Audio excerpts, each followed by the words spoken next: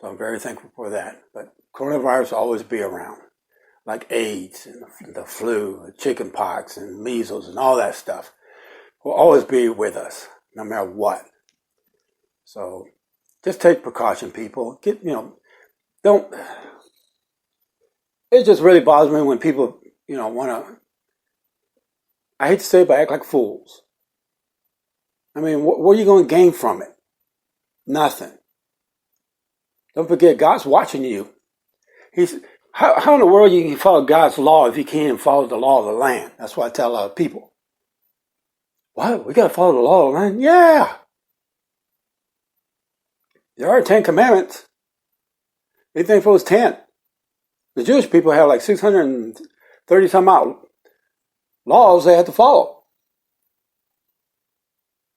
But he's only giving you 10.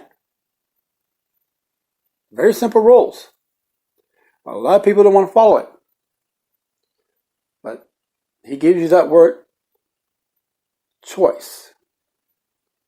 You either follow it or you don't follow it. You either pray to God, you don't pray to God. You walk with God, you walk with Satan. There's no if, no maybes in the middle. Okay? Maybes, not babies. Maybes. Rules are rules. And you have to follow it. Or you're not going to jail. But anyway, like I said, Matthew 11, 28 to verse 30. We're going to talk about that, the second promise, what God promised y'all. We're going to talk about that in a little bit. So I'm going to play a little music. I'm going to sip on my coffee, my first coffee of the day, because I just went to the gym, worked out, and now I'm drinking my little coffee. And I want to finish it before it gets really cold. So anyway, I'll be right back, and we'll talk about the title of the show. Okay? See you then.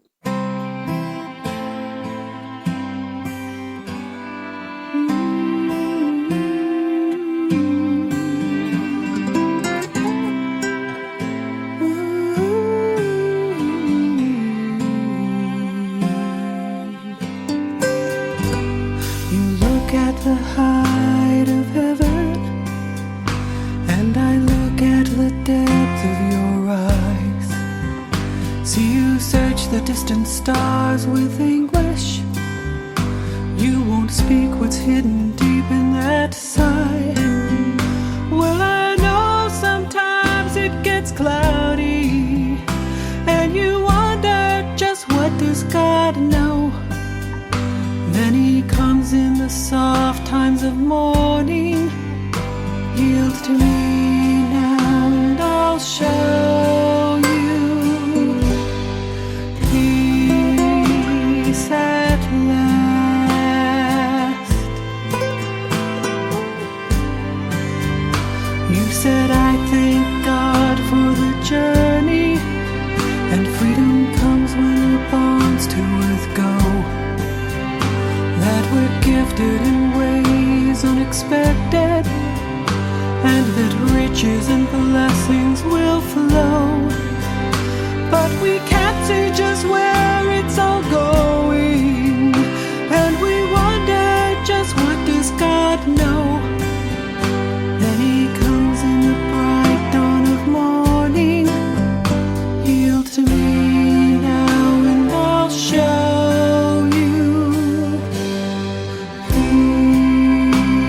at last, peace at last.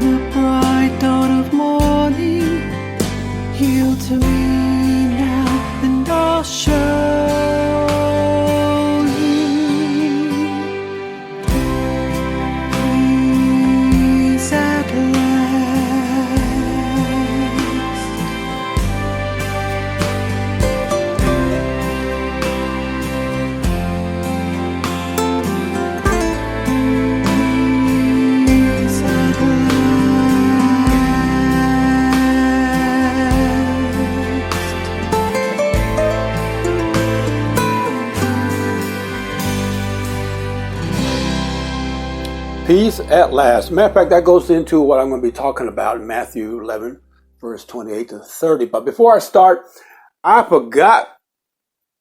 Now, Moretta, my wife, started a business.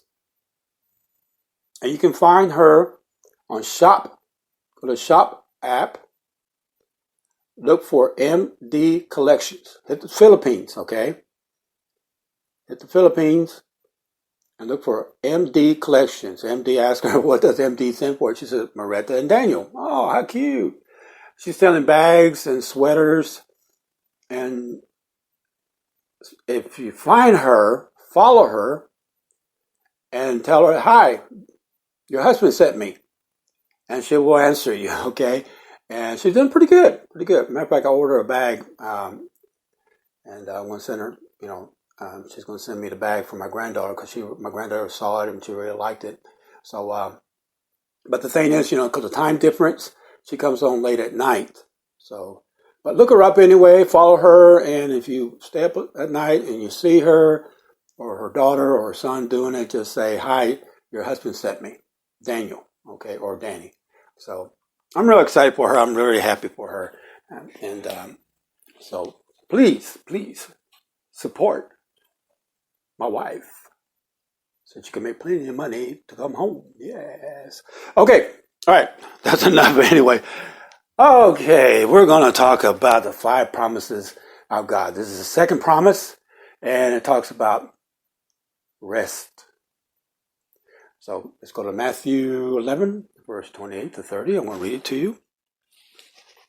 And it says, come unto me, all ye that labor and are heavy laden, and I will give you, here's the key word, and I will give you rest. Take my yoke upon you and learn of me, for I am meek and lonely in heart, and ye shall find rest. There's that rest again, okay? Rest upon your souls, for my yoke is easy. Okay, a lot of people make it so hard and difficult. I don't know why. It says right here, my yoke is easy and my burden is light. Okay. Now we know the story. If you look in the very beginning, God made the world. And then of course then he rested. Well, really he's talking about us. We rested. Okay. And you can find that. Let me get my notes out. Exodus 28 to 12. I'm not going to read the whole thing. But he says, remember the Sabbath day to keep it holy. The 6th day shall there labor and do all thy work. Okay, now, and the other one says, and that's when we rest on the 7th day. On the Sabbath. In Hebrew, in Jewish, Sabbath means rest, peace. Okay, that's what it means. Sabbath, peace. Shabbat Shalom means Sabbath, peace.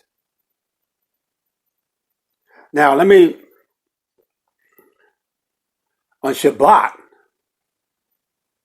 okay, let me back up. On the Catholic calendar, which we go by, the new day starts when sunrise to sunrise.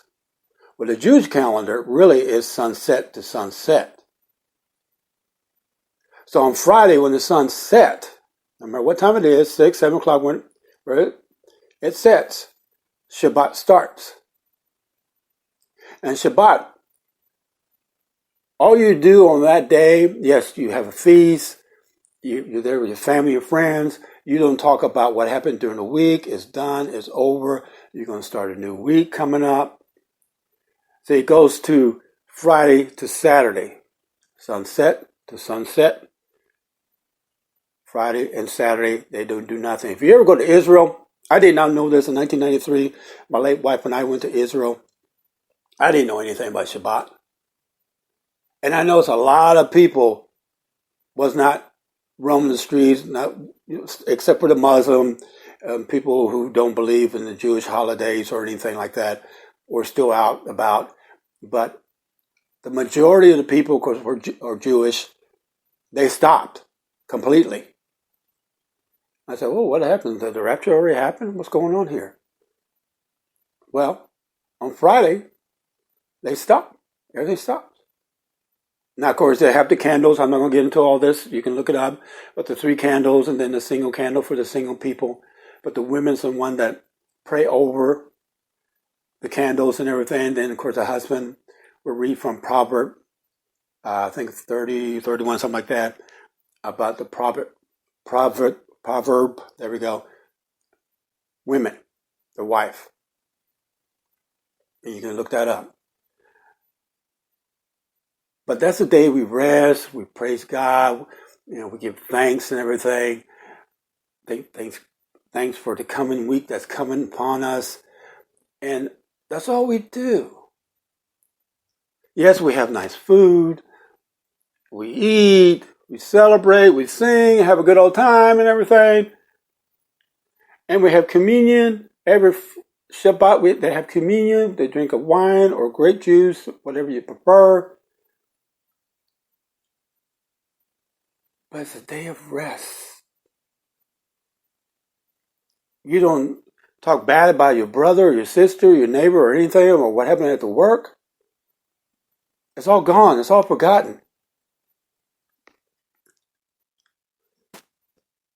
So you just take it easy and enjoy that moment. Now, the idea of the day of rest comes from the Bible. The book of creation. God rests from creating the universe on the 7th day. That's the first week. That's what they consider the first week. So Jews rest from work on the Sabbath. Now, I already told you what the Sabbath means. In Hebrew, it means rest.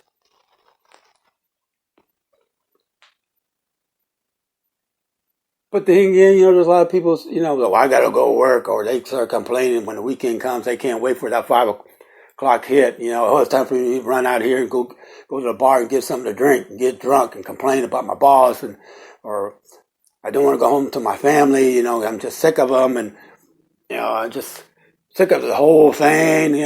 Now the weekend comes, all I want to do is rest. But my wife wants me to get up, do this, do that, or the wife's complaining about the children's complaining that we got to go to soccer, we got to go to Pee Wee football or whatever. It's just complain. Even on the weekend, it's supposed to be the day of rest.